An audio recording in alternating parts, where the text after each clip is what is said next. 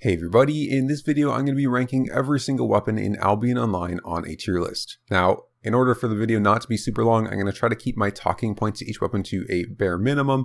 And along with that, if you want to skip to weapons you're interested in or your favorite weapons, I'll put the timestamps in the description or use the chapters down below here so that you can jump to your favorite weapons.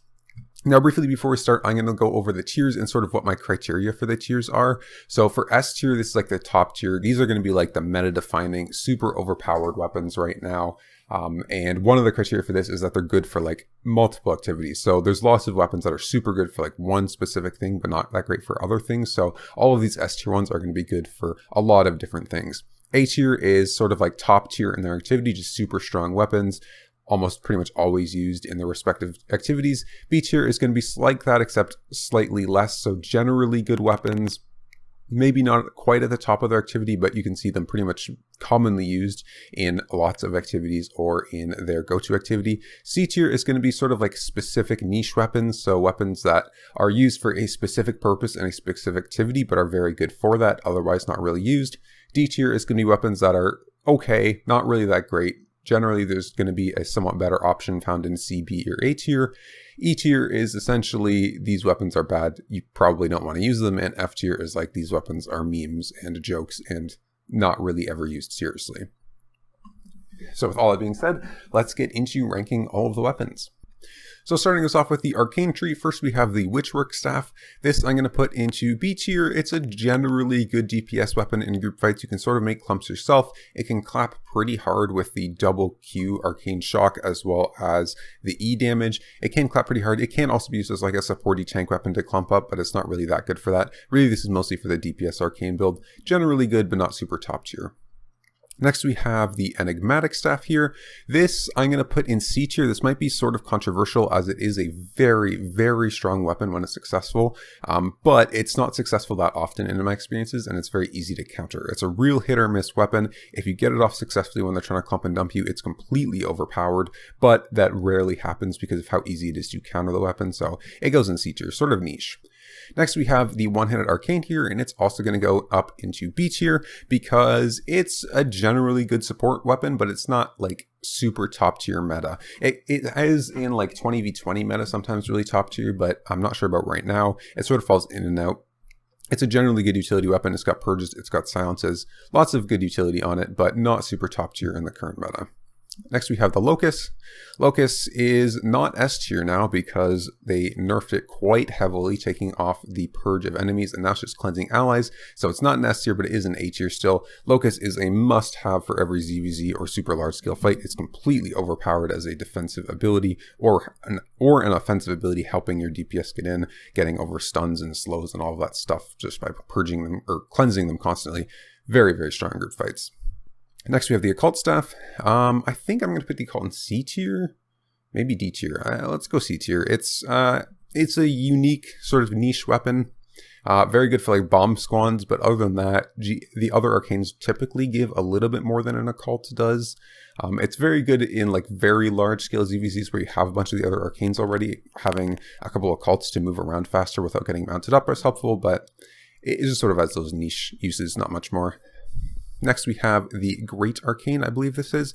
Great Arcane, I'm going to put this in C tier. I'm not too caught up on PVM meta. It is sometimes a really, really good item for PVM, and it does have some specific niche uses in PvP as well, in some like weird bomb squad comps and stuff like that. This is a super niche weapon though, and it goes in and out of the meta fairly often, so we're going to leave it at C tier for now. Very niche though. Next, we have the Evensong, which is the Ava Arcane, and this is going to go in D tier. It just got nerfed really heavily. It was really OP when it came out, and it's been nerfed a lot since then, so it's really not in the meta right now. I'm not a super well versed in this item, but I don't think it's that good. It's like 3 people. It's relatively easy to just get out of the AoE that is stuck on the people, and the debuff isn't even that impactful compared to some other ones in the game, so it's just D tier, not a great weapon right now. Next up, we have our axes, starting with the Carrion Collar. This is the one that gives a healing debuff when it hits targets. This is also D tier. It's an axe. Axes aren't like super strong in the meta right now, and its ability just isn't really strong enough over the other axes to warrant using it, so there typically just is better options to run than the Carrion Collar. Next, we have Bear Paws. I'm going to put these in B tier. Generally pretty good weapon, not super top tier or anything right now. However, they are very versatile. You can use them solo, you can use them in groups, you can use them for like gathering for mobility and stuff. So very versatile weapon right now, but not specifically the greatest DPS weapon. There are better options in the current meta for a lot of the different activities. However, huge versatility and just generally good. Next, we have the Great Axe, which could maybe go in A tier, but I'm going to put it in S tier. It's top tier for every single group PvP activity in the game and can also be used for things like solo dungeons pretty well. It's very fast at clearing. The reason that it's in S tier over A tier is simply due to its ease of execution. It's unable to be interrupted, meaning that it's very, very easy to use and get off. It takes very little skill to play with the Great Axe very well. Like you just see a group of enemies and you spin on them and there's almost nothing that they can do about it. So very easy weapon to play, very, very strong in the meta, which is why it gets into our S tier. It is being nerfed in the next balance patch though, thankfully. Next, we have the Realm Breaker. This goes in A tier. This is sort of like a top tier, both for like large scale PVM farms because it sort of duels as the Incubus Mace and lowering enemies max HP. It also does a bunch of damage and is very good in PvP. So any group fights, Realm Breaker is pretty top tier and in sort of larger scale dungeons and Avalonian raids. I don't know if they use it right now. Meta constantly shifts for Aval raids, but it's been in and out of that meta quite a lot. Next, we have the one-handed battle axe. This might surprise you, but this is actually going in C tier. And the reason for that is that it's not really useful for PvP at all. It's really not a good PvP weapon. Some people like it in PvP. I'm of the strong opinion that it's pretty much worthless for PvP. And for PvM, it's really only good for one specific type of PvM, which is solo and group PvM, like static dungeons and group dungeons. In that case, it is super top tier. It is by far the best weapon to do so. However, because it's only really used for that, it's going to go into C tier. Next weapon is the Infernal Scythe, and I'm going to put this smack dab into B tier here. Really, this would be an A tier weapon if Bloodletter didn't exist. We'll get into Bloodletter later, but it's an execute, very valuable. It's an axe, so it applies pressure. It has a lot of variability on the W's it can run. It can either boost its damage to make executing things like tanks easier, or it can run mobility, or it can do both combined. Just a very, very solid weapon. Honestly, definitely would be an A tier weapon. It's a very strong weapon. However, it's often just overshadowed by the Bloodletter. Lastly, we have the Halberd. I've played with this a little bit recently, and I think it's not too bad, but compared to the other axes, it's just a little bit weak right now. It's good for sustained pressure, but you don't have like the mobility of Bear Paws, the execute of the Scythe, the debuff that the Realm Breaker gives, so really it just goes in D tier. There are just better options right now for axes than the Halberd, although in combination with like Pork Roast, it still is like a very strong sustained pressure weapon in the right fights. Moving on to look at bows now, we're going to start with the Whispering Bow here. This is going to go, I could put it in D tier. I'm going to put it in C tier though, because it has a couple of uses that are okay. I mean, its damage is pretty high. However, it's sort of just like, it's very classically just been the worst version of the normal bow. However, with the normal bow getting some nerfs and open world being a little bit more popular now, the Whispering Bow does shine in the open world because of its range. And so for things like ganking, it's not too bad. There are typically some better options, and the negative defense that it gives you makes it a little bit weak for some sorts of PvP. However, the damage is quite high and you can do it from quite long range, making it pretty reliable. So we're going to put it in C tier, although really there's typically better options. Next, we have the Bow of Badon. This is going to go up into probably B tier here. Honestly, this might be a C tier weapon if it wasn't for the fact that it's so good in corrupted dungeons, especially right now. It's very top tier meta in corrupted dungeons. Really, the Badon is like a pretty versatile bow that's not typically in top tier of any activities. If it wasn't top tier for corrupted dungeons, I'd probably put it in C or D right now. It's okay for fame farming. It's okay for group PvP, but not really the best.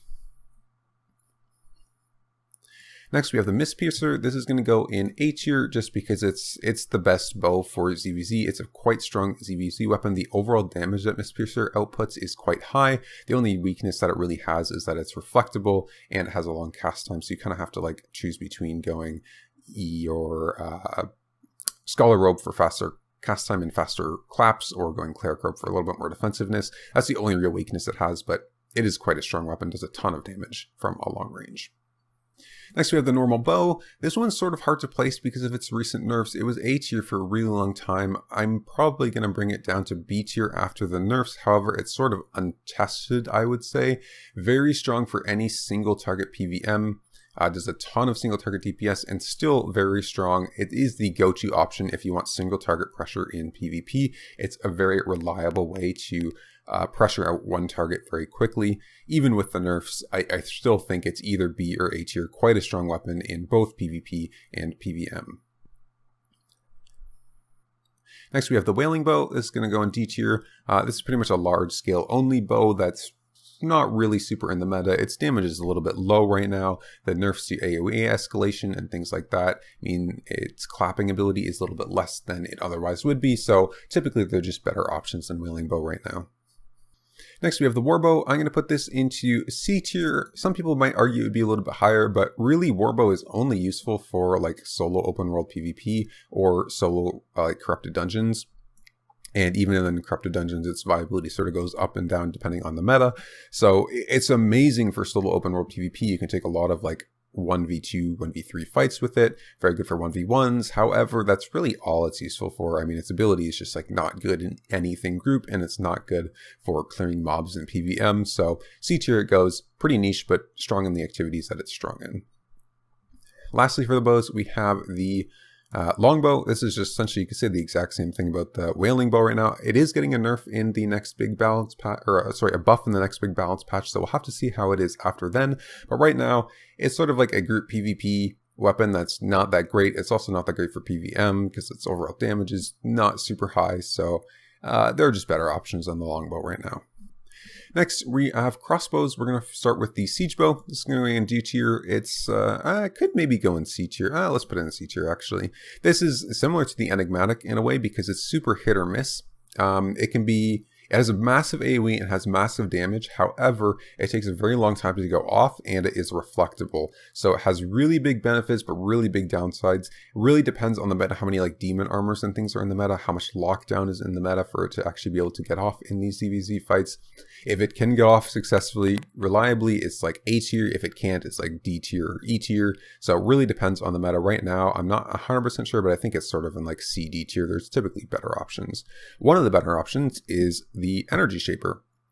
The only downside that the Energy Shaper has in large scale fights is that it cannot stack with other Energy Shapers. So if there's two Energy Shapers in the same party hitting the same clump, only one of them will be doing damage, which is the real downside to Energy Shaper. However, besides that, it's just an insanely good weapon. Its damage is ridiculously high. It's uninterruptible. It's got long range. It's just insane.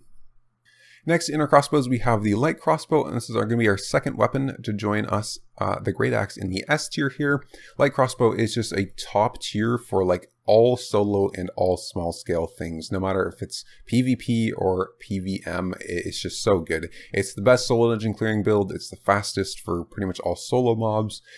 It's very good in solo PvP and small group PvP, especially like 5v5s, very good. A lot of constant pressure. It has explosive bolt as a Q option because it's a crossbow, which is probably the most broken Q in the game. It does way too much damage. So yeah, it outputs so much damage. It has offhand flexibility. It's just an insane weapon. Next, we have the one-shot crossbow or normal crossbow. This is going to go C tier. It's got decent consistent pressure because it's a crossbow like we just talked about, but its ability is sort of cheesy and only good in very specific situations. However, there are some, like the one-shot crossbow builds, just sort of like pick people off in group fights, or the sort of cheesy dismount bait builds that you can do with a one-shot crossbow can make it very, very strong in very specific situations, so it goes in C tier. Next is the heavy crossbow, which has like a sort of interrupting bolt. This goes in D tier. Really, the current style of how you play crossbows is explosive bolt, and the resetting Q passive means you kind of want to be spamming abilities and getting damage out consistently. Having something that sacrifices damage for a little bit of utility in the interrupting bolt is just sort of like a worse version of like crossbow, because you'd rather just be getting the damage out and not waiting for things to interrupt. Next, we have boltcasters, also D tier. They're not really that great for anything, to be honest. They're single target version of like crossbow, but they don't have the offhand, so they're sort of worse for like mob clearing unless you find specifically only really high tier mobs. and only specifically high tier mobs that will die in one E rotation from the light crossbow or from the bolt casters, and not in time for 2 rotations of light crossbow. So yeah, just very specific. It's pretty much just always outclassed by some other weapon, no matter the activity, in my opinion.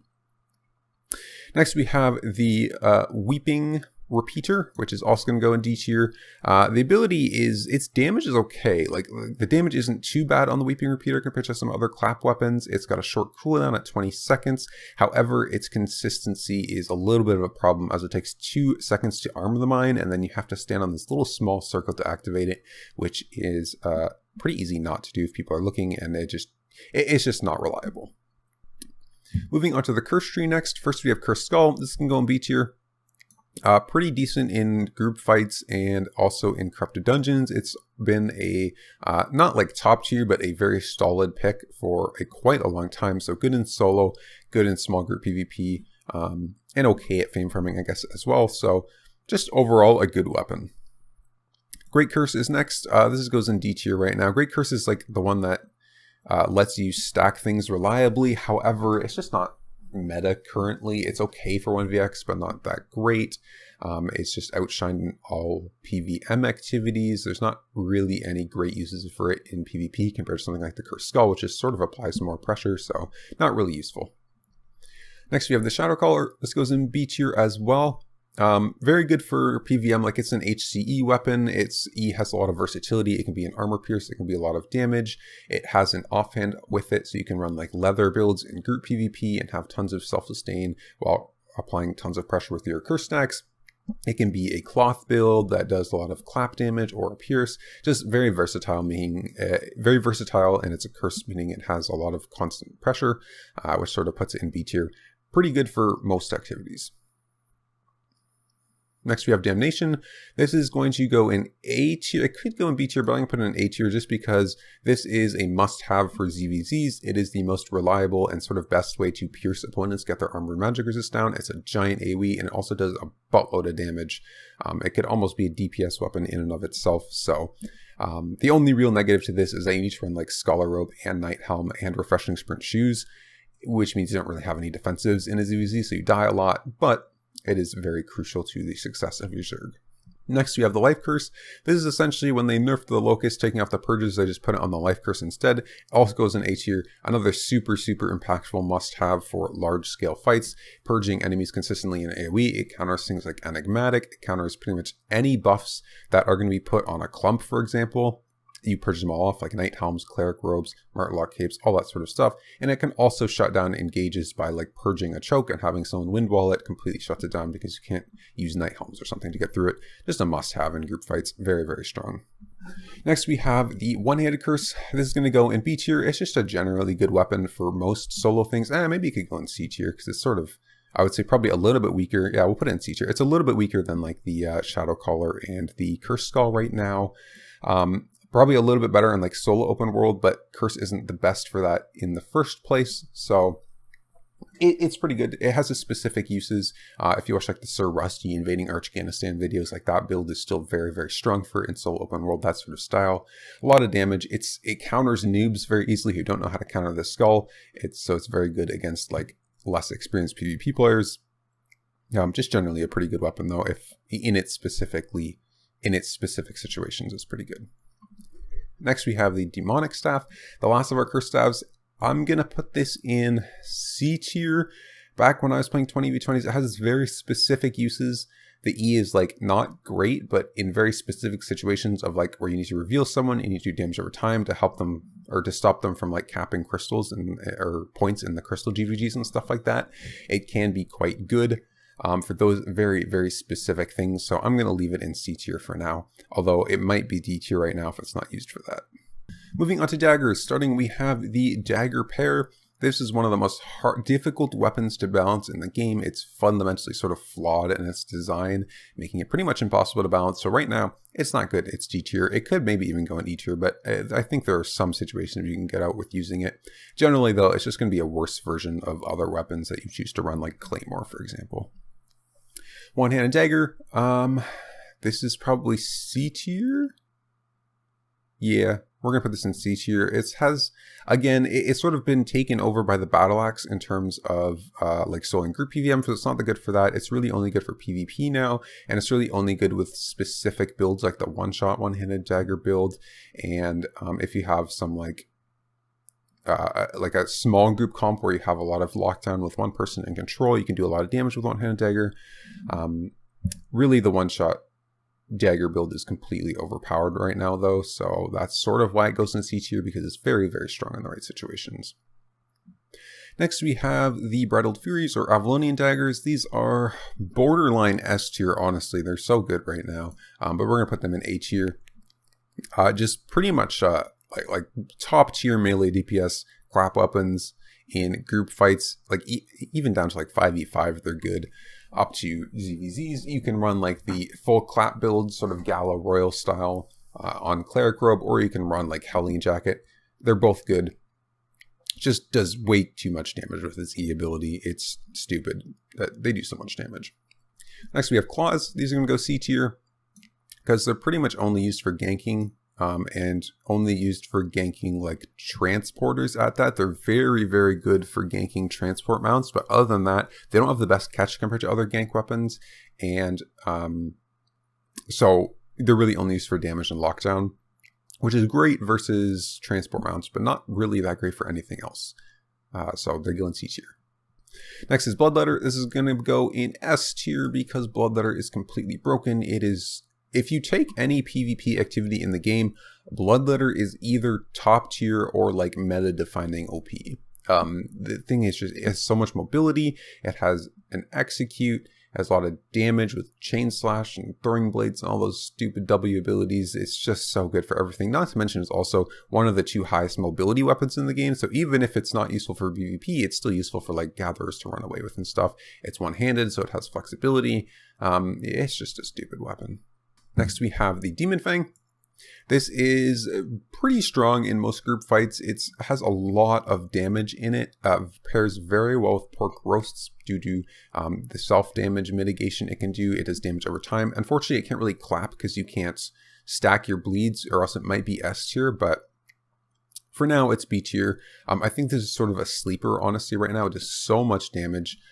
If you know how to use it correctly, and with pork roast you can really keep your health up pretty well. So very, very good weapon, although maybe a little bit of sleeper, or it's maybe it's actually just not quite as good as some of the other A tier weapons in group fights right now. Lastly, for daggers, we have the Death Givers. I'm gonna put these in D tier. D tier, maybe C tier. I'm gonna put them in D tier, yeah. That might be slightly controversial because you do see them quite often. They're a really fun weapon, but they're not good. There's no activity that I think of Death Givers as being even remotely close to top tier for. A lot of people use them with like the Hellion 2 Staggerhood combo in Corrupted Dungeons. However, that build has a terrible win rate. It's fun, but it has a terrible win rate. Open world, they're just overshadowed by Bloodletter and other things. So yeah, there's no situation where I'd say Death Givers would be something you would really want to run over other weapons. Next we have Fire Staves. First we have the Infernal Staff. This is very similar to the Great Curse in that it's strong in metas where a lot of like pressure is good, but that's currently not really the meta for small scale PvP, so it's kind of just bad right now. Next we have Brimstone. This is going in A tier. It's just been a staple for ZVZ for the longest time. It's designed for ZVZ. It's good for ZVZ. It's just a generally good weapon. Its damage has always been very high. It's been nerfed a lot, and it's still like one of the highest damage clap weapons. So just a really good weapon for ZVZs, that is. Blazing Staff. This could maybe go D tier. I'm going to put it in C tier because it is still a pretty good fame farm weapon. I'm not sure what the current meta for like Avalonian dungeons and stuff is, but sometimes it's used for that due to its E having quite a lot of damage over time. It is a super high damage E if you stand in it. It's pretty much exclusively a PvM weapon though. You'll almost never see blazing in PvP due to it being reflectable, having a long cooldown, and having to have enemies sit in it for quite a long time to do damage to them. So C tier, only really used for PvM, but quite good in like those high tier PvM activities a lot of the time. Wildfire. A tier, this weapon does way too much damage right now. 12% of max HP as true damage on like anything is strong, but it also has a giant initial damage with that as well. Its hitbox is massive. It's one-handed. It's so good. If you're going to fire solo, any PvP with fire, even PvM, it's probably going to be good, even up to large scale. Next, we have the Dumbledore, as I call it. I don't actually know its real name. Someone's little fiery phoenix. It's getting buffed next patch, so maybe it will rise out of a D tier next patch, but right now it's just simply overshadowed by things like the wildfire. Just doesn't really do enough damage compared to it or have the consistency to really be useful. Great fire. Very similar thing can be said to the Dumbledore here. I mean, the low cooldown spam is pretty nice for some activities, so maybe it could go C tier. It's probably a little bit better than Dumbledore right now, but again, it's just completely overshadowed by things like the wildfire staff, so really not that useful to use. Lastly, for the fire staffs, we have the normal one-handed fire staff. There's really no reason to use this over the wildfire right now, so it goes in D tier because you just should use wildfire if you're going to use the one-handed fire. It's just better in pretty much every situation. You'll notice that fire staffs here, a lot of the reason that a lot of these are D tier, some of these might be higher if it wasn't for wildfire being so OP, but wildfire just sort of is so versatile and so strong that it's just a better option in pretty much everything right now than all of these. Next, we have frost staves. Frost staves are similar to like crossbows in the sense that their Qs are pretty broken. They can do a ton of damage with their Q ability, so all of them are like sort of useful for something. One-handed frost is going to go A tier because essentially anything from like 1 person to 5 people, maybe even up to 10, one-handed frost is super powerful for PvP, and it's also just really good for PvM due to the low cooldown, high AoE E ability, and the Q spam doing so much damage. One-handed frost is an amazing weapon. It could honestly almost go to S tier. It might be S tier, but I'm going to put it in A tier for now. Just very good. Chill Howl, pretty much one-handed frost except worse. Its E just isn't as good. It's more versatile because you can E yourself or you can E enemies, but in group fights it's awkward because it makes them immune, and yeah, one-handed frost is just too good, so you pretty much always play one-handed frost over Chill Howl right now. In corrupted dungeons, in some metas, Chill Howl might be a little bit better than one-handed frost, but right now it's just one-handed frost is better. Glacial Staff. This thing has been buffed a bunch. It's a super weird and super specific one that shoots out like this little slow moving thing that goes in a line. It's really only good in PvP when you're fighting in tight corridors. So 20v20 crystals and like 10v10 hellgates that have specific maps that are like little tiny corridors. It's very strong. Other than that though, not really used because just you can walk out of the E super easily if you're not constricted in some other way by like the arena. Next, we have the Hoarfrost Staff, just D tier. There are better options. It's like, the stun is nice on it. It's decent length, but if you want to go for stuns, you go for like other tank weapons and not a Hoarfrost. Yeah, it's just not great. I'm going to leave it at that. Permafrost. This is the one-hand frost's older brother. Essentially, these two are interchangeable. From like 1 to 5 to 7 to 10 players, one-hand frost is good, and then from like 5 to 7 to 10 plus, permafrost is good. They're both insanely good weapons. Q spam's insane. It really just depends on the scale of fight. One-hand frost is for smaller scale and solo, and perma is for mid-scale and large-scale fights. Next, we have the Icicle. This is sort of like a disengaged weapon for large fights a lot of the time. It's just overshadowed by other weapons right now, though, so really not super impactful. Honestly, one-handed frost can almost do its job better just because how big the AoE is. So really, it's just D tier right now. There are better options. Next, we have Great Frost, and this is going to be our first weapon that goes in E tier. This weapon just, it's bad. It's just bad. If you're fame farming, there's better options. If you're doing PvP, there's better options. There's no point where I would ever want to see someone using a Great Frost. It's just a bad weapon right now, and it needs a buff. Next, we have hammers. First, we have, I don't know the hammer name super well. This is like the dashy hammer, dash stun hammer. This isn't super, I mean, it's not bad right now, but there are typically better options, so it goes in D tier. It's very similar to the pole hammer, which is just a slightly better version of it. So pole hammer goes like C tier, and this goes D tier. Okay tank weapons, have decent versatility. They're pretty good in small scale fights. Honestly, actually, Polehammer is probably B tier just because it's pretty good at ganking as well, due to the range that it has on its E ability, long range stun. It's a sort of a better version of, I think this is the Great Hammer right now. So Great Hammer, D tier, Pole Hammer, B tier. Forge Hammers, these are like a super specific weapon, only good in certain metas. Right now they're D tier, not great in Corrupted Dungeons, which are sometimes okay in. Sometimes they're used as like a disengaging AoE giant slow thing, but not really used for that either right now. They're just not really, they're sort of a meme weapon that has limited viability, so they're not F tier because you can use them for Corrupted Dungeons and they're okay and other things like that, but there's pretty much always just better options. Tomb Hammer. This is our B tier option for, similar to the Pole Hammer here. It's a very similar weapon to Pole Hammer, to be honest. This is a little bit better at like solo stuff though. So it's just a generally good weapon in like 1v1, 2v2s. And this is sort of like 2v2 or like 3v3 plus, 3-man plus is a little bit better. So these are both just generally good hammers for CC utility, just generally pretty good weapons. Next, we have the Hammer of Justice, or the Hand of Justice.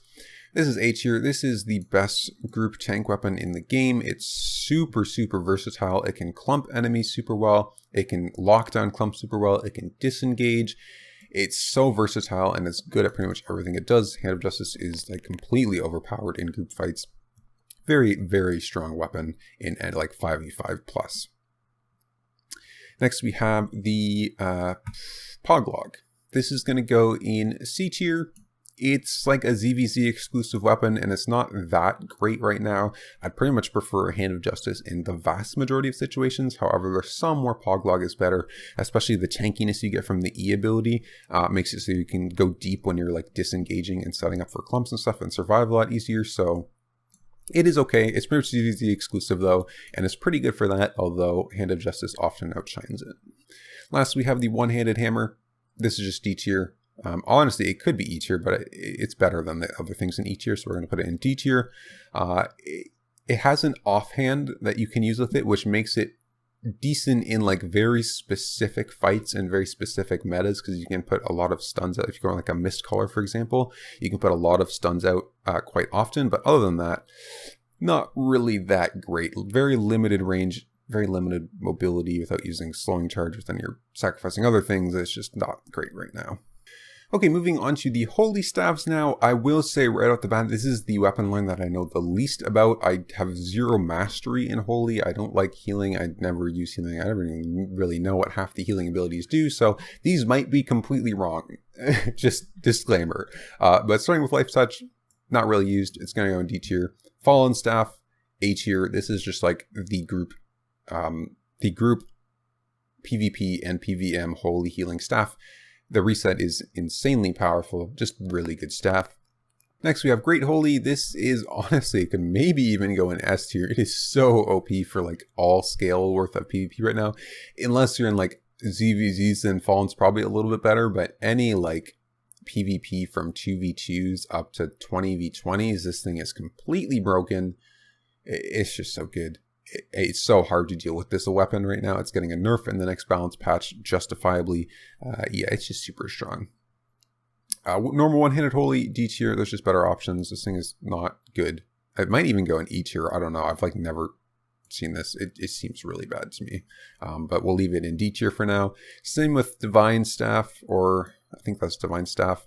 And this staff, again, Holy's, from what I've seen in my limited understanding of Holies, is that these two are very strong and the rest of them are pretty much garbage. The only thing that can be okay is the Hallowfall, which is good in specific situations. The mobility that it has is very good, especially in the open world now, along with the knock-up can be quite impactful in some situations like brawls. So it is pretty good, although it is still a little bit outshined by the other two in their specific activities.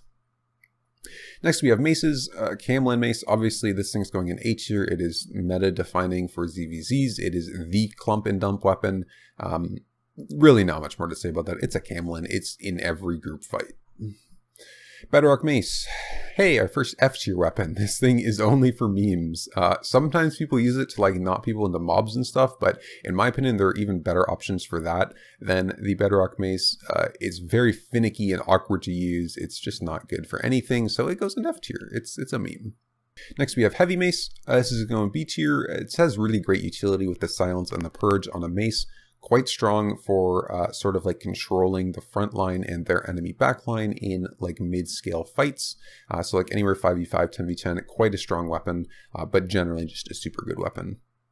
Incubus Mace, this is A tier. This is the Fame Farm PVM weapon extraordinaire. You can clump up with the W air compress, and then the E reduces the health of mobs, making it easier for them to kill. It's just like Incubus is the Fame Farm weapon for tanks. It is the Fame Farm weapon.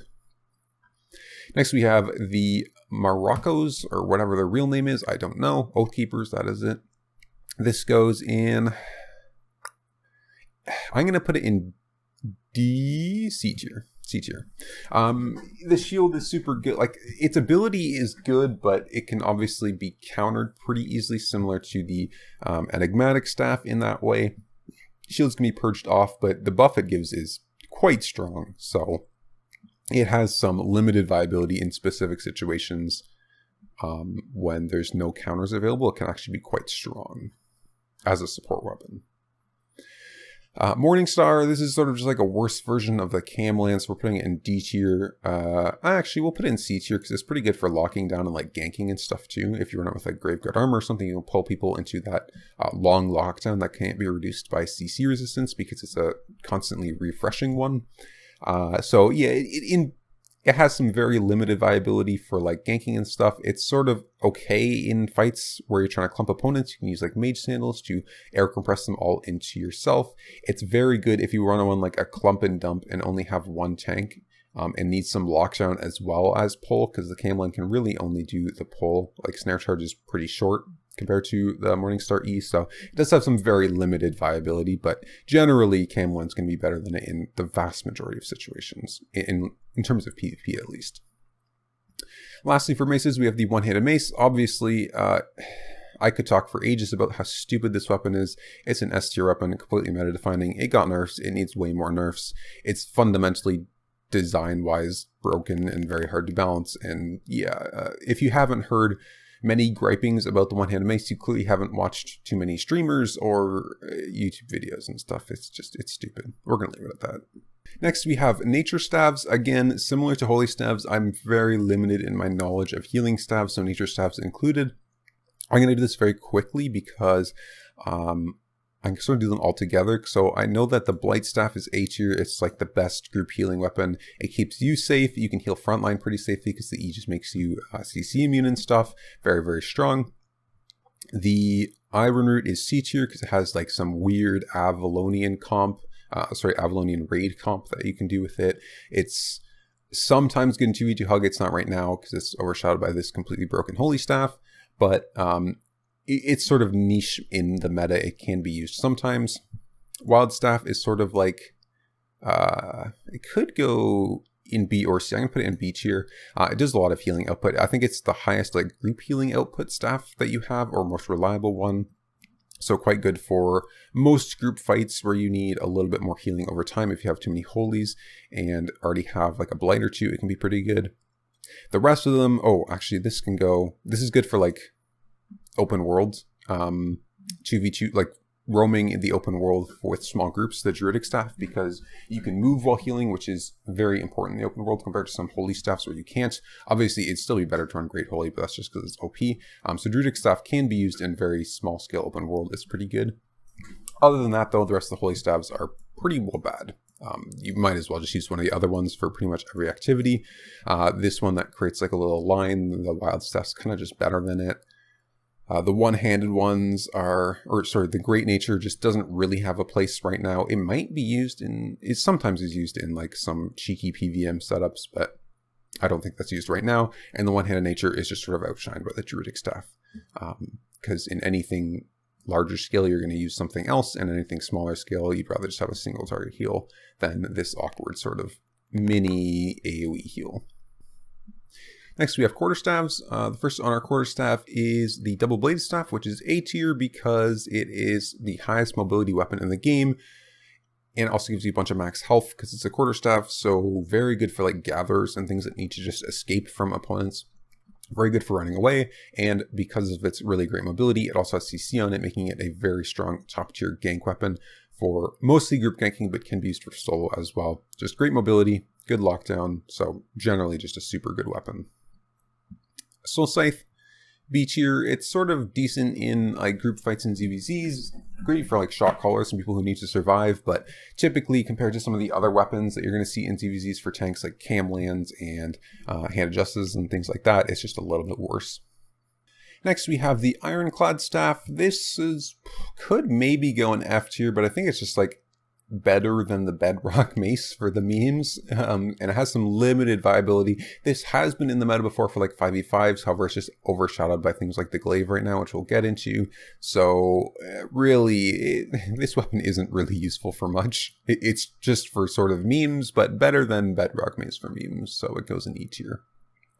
Normal Quarterstaff was good for a while in Corrupted Dungeons, but right now it's not really used for anything. The Double-Bladed Staff just outshines it for things like mobility, so if you want like mobility and CC, typically you run the Double-Bladed Staff or some other weapon line, and not the normal Quarterstaff, so really there's just better options right now.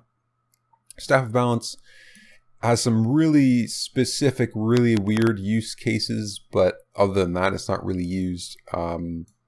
It could maybe go in D tier because even for those aren't super impactful right now, but it's just like a super niche weapon, so it fits well into C tier. Grail Seeker, this is honestly could be an S tier, but we're going to put it in A tier, I think. It is the disengage weapon galore. Any group fight, if you need disengage, ZVZs, 10v10s, no matter what, it's very good. It can also set up for things because the double roots and massive AoE is super good. And for ganking and things like that, it has reach, it has tons of lockdown, just a stupidly strong weapon. Honestly, just talking about it makes me want to put it in S tier. We'll leave it in A tier though. It's a close one though. This weapon is so good right now. So versatile and so good for pretty much any group PvP. Lastly, we have the Black Monk Staff.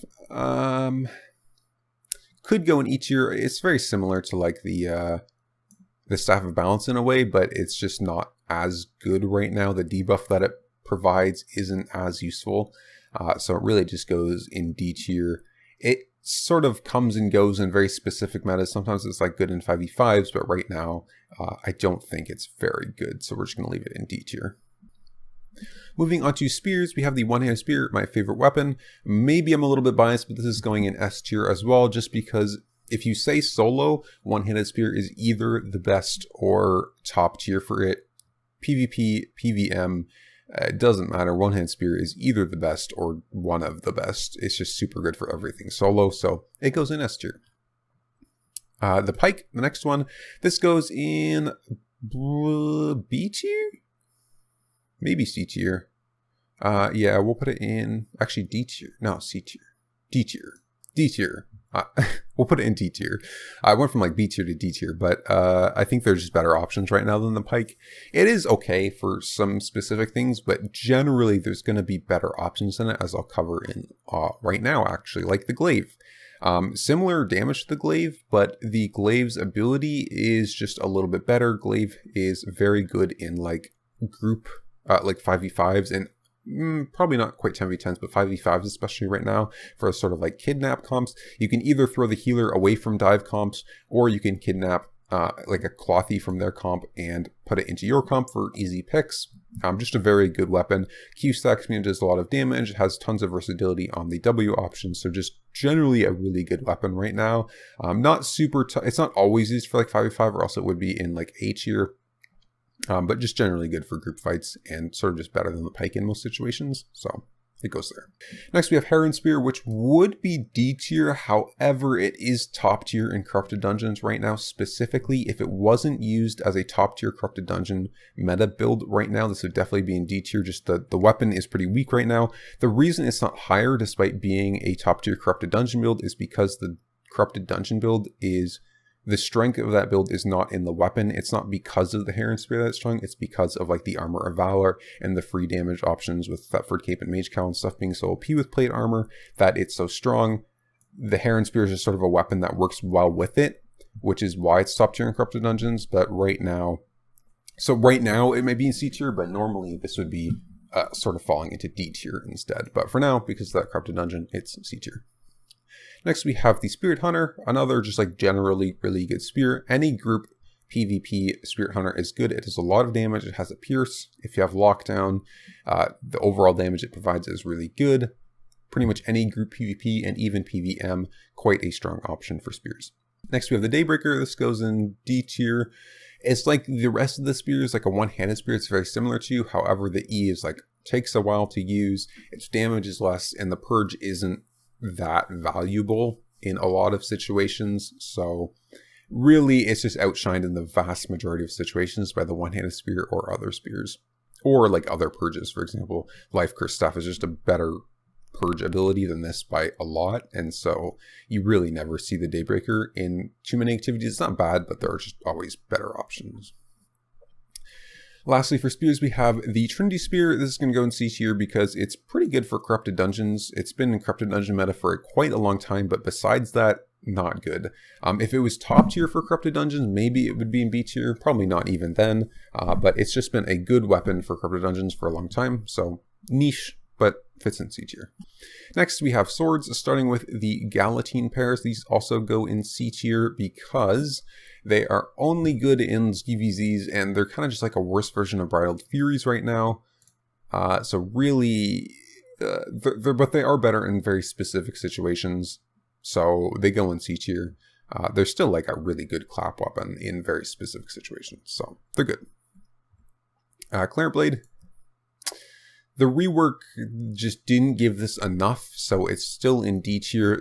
They're probably going to keep buffing it until it's used in at least something, but for now, it doesn't have enough damage or enough utility to really warrant using it above anything else in any activities. It's not a terrible weapon, but there are just better options right now. Carving Sword is our next one. This is borderline S tier, but I think it's A tier right now. Carving Sword is very good for pretty much all like open world solo PvP for swords. Its dash is very versatile and very good, and it's also good for like small to mid-scale group PvP. The pierce, very good onto clumps, and its fame farmability isn't too bad compared to some of the other swords due to, again, the pierce and the AoE and the dash. So just a very, very versatile weapon that's good in many, many situations. It's a good weapon to main in that way that pretty much any solo or small scale Carving Sword is going to be good. Broadsword. This could maybe go into D tier after the nerfs to its resistances, but I'm still going to put it in C tier because it is still just like a sword that's really good in solo PvP. It's got tons of chase potential with a low damage dash, low cooldown dash to an enemy, so it can chase down range builds. It brawls pretty well with melee builds.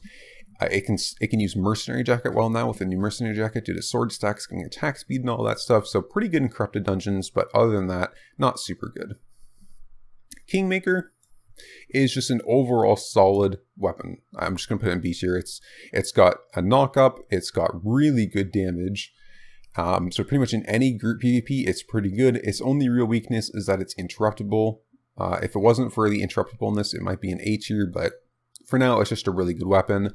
Also has a like 20-second cooldown or something, so just generally a really good like melee DPS weapon in group fights, and also not too bad for Famaring.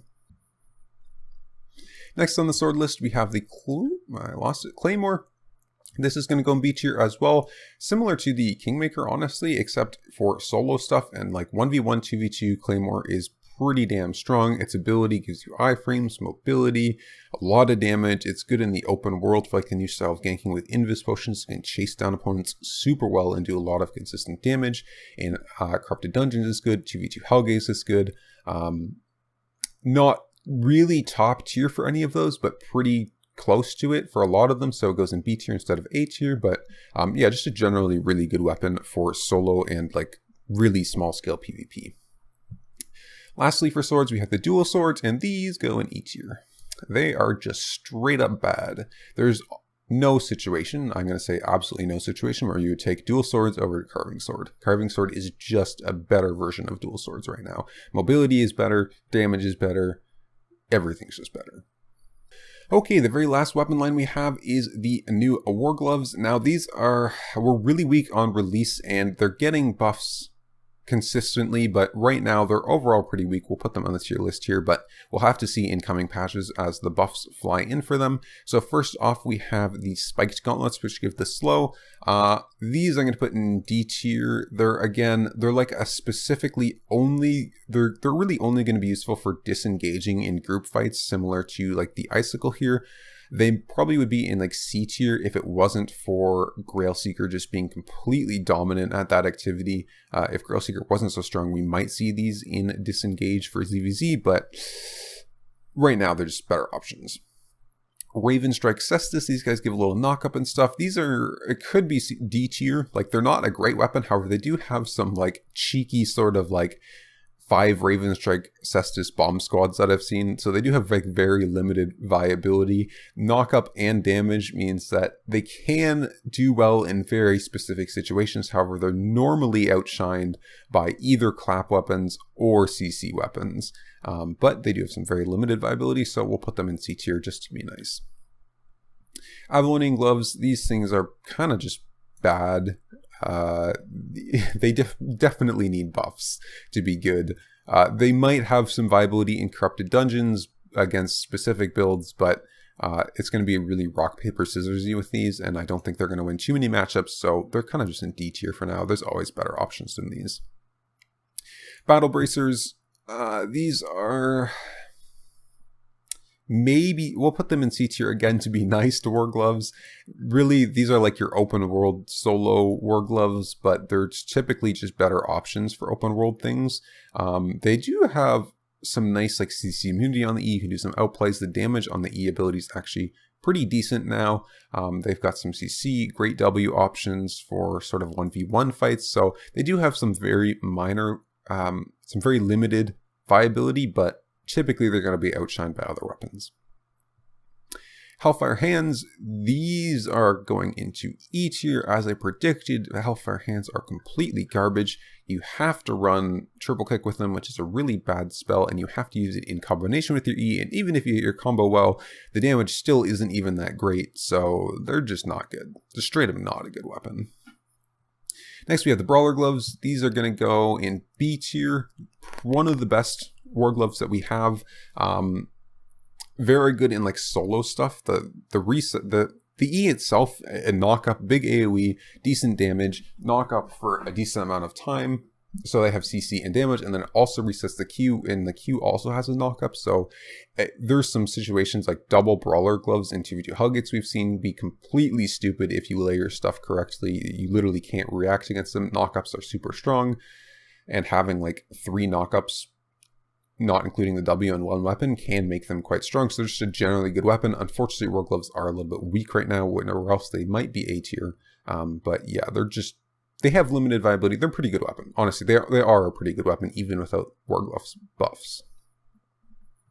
Lastly, our last weapon that we're going to take a look at is the Ursine Maulers. These, they could go in A tier. Honestly, it's hard to decide between A tier and B tier for those. I'm going to put them in A tier. Just to separate them sort of from the Brawler Gloves here. Uninterruptible E, that does an absolute buttload of damage if you get all 10 stacks off on somebody. You can like one-shot people with these gauntlets. They do so much damage. They can be run in like soldier armor very well, leather armor very well, and cloth armor pretty well. Very good in group fights, pretty good in fame farming as well. Just do the damage that the E outputs is quite high. So in general, just a really solid weapon for group PvP. Okay, so post-editing Big Lips here, I noticed 2 really interesting things about Albion balance that I quickly wanted to mention before the video ends. So the first one has to do with uninterruptible E abilities, and the second has to do with one-handed weapons. So first, uninterruptible E abilities. If you notice here, and you look at all of the weapons with uninterruptible E's, they're pretty well all in S tier or A tier, or like near, if not the top of their weapon tree. So you can see here with like the Great Axe, S tier, Locust, A tier, Energy Shaper, A tier, Life Curse Staff, we have, what else is there? Blight Staff there, Ursine Maulers. The only one that's like sort of a little bit lower is probably the Poglog here, but that works in a little bit of a different way, so it sort of makes sense. and also like the Daybreaker down here is just sort of a unique case, but the vast majority of them are either like S tier or A tier, really top tier weapons. And I think like the main reason for that is just based on the way that Albion works.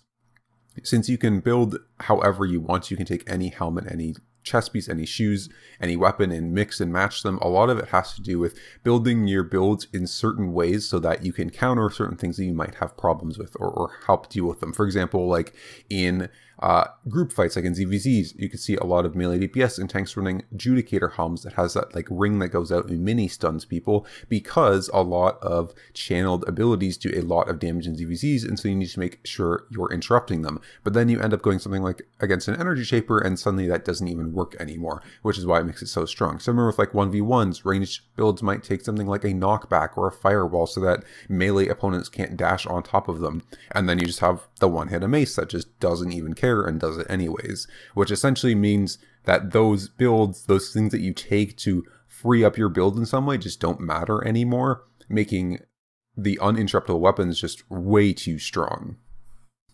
So really, one thing I'd like to see from SPI in the future is if they're going to add uninterruptible or weapons with uninterruptible ease, they have to be really careful about how they do it, because as you can see, a lot of them are just really overpowered. The second thing to note is that pretty well every single weapon in S tier is one-handed. So we have one-handed crossbow, one-handed dagger, one-handed mace, and a one-handed spear. The only one is Great Axe, which isn't, but we just talked about Great Axe. It's OP for different reasons, but one-handed weapons are just so good right now, and so good in general, mostly because of the versatility that it provides. You can see the only like damage / tank weapon line with a one-handed weapon that's just like not good is the hammer line, right? The one-handed hammer just isn't that good. But besides that, like, and holy staves, or sorry, healing staves. So the one-handed nature and the one-handed holies again are not that great, but I think the healing staves don't have the same versatility in playstyle because they are healing, that's what they do. So that doesn't matter as much that they have an offhand, but pretty much any like damage weapon benefits so much from having offhand versatility that it just puts them so high up compared to their counterparts, like light crossbow versus the heavy crossbow is a perfect example. Really big reason is that you can take whatever you want on the offhand for your light crossbow. You can get a little bit tankier, you can get more damage, you can go glass cannon, you can get lower cooldowns. It's just so much versatility opens up from it being one-handed that it's really strong, and I think they really need to balance it. Another one to mention, one-handed mace again. Some really weird design choices. One-handed maces in general give you max HP when you equip them, same with most melee weapons. For some weird reason, one-handed weapons give the same amount of max HP as their two-handed counterparts, and I think that's a massive oversight from SPI, because things like one-handed mace can just get that massive HP boost going one-handed, and then they can also bring something like a taproot or a shield, which gives them even more defense, making one-handed options like the tankiest options for every weapon line, which I think is really dumb. But that's just my opinion. So 2 interesting things to note there. But anyways, that's all I have for this video. I hope you enjoyed it. If you disagree with me, or you know more about like healing stabs or something, obviously make sure to let me know in the comments below. And I will see you in the next video.